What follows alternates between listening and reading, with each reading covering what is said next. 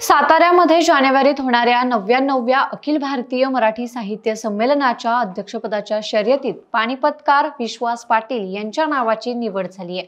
अध्यक्षपदाच्या शर्यतीत पानिपतकार विश्वास पाटील, कोसलाकार भालचंद्र नेमाडे, मराठी भाषेला अभिजात भाषेचा दर्जा देण्यासाठीच्या समितीचे अध्यक्ष रंगनाथ पठारे यांच्याही नावाची चर्चा होती। नेमाडे यांनी यापूर्वीच नकार दिला असल्याने विश्वास पाटील यांचं नाव अंतिम होणार असल्याची जोरदार चर्चा होती। आजच्या अखिल भारतीय मराठी साहित्य महामंडळाच्या पुण्यातील बैठकीत पानिपतकारांच्या नावावर शिक्कामोर्तब झालाय। विश्वास पाटील हे मराठी साहित्यातील एक प्रसिद्ध व लोकप्रिय कादंबरीकार आहेत। त्यांनी ऐतिहासिक, सामाजिक व राजकीय विषयांवर आधारित अनेक प्रभावी कादंबऱ्या लिहिल्या आहेत।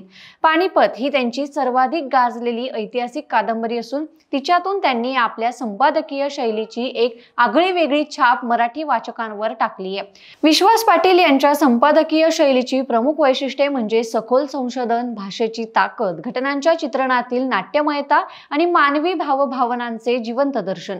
पानिपत सारख्या ऐतिहासिक कादंबरीसाठी त्यांनी प्रचंड अभ्यास केलाय। यामुळे त्यांची लेखन शैली तथ्यपूर्ण, विश्वासार्ह आणि ऐतिहासिक दृष्ट्या बिनचूक वाटते।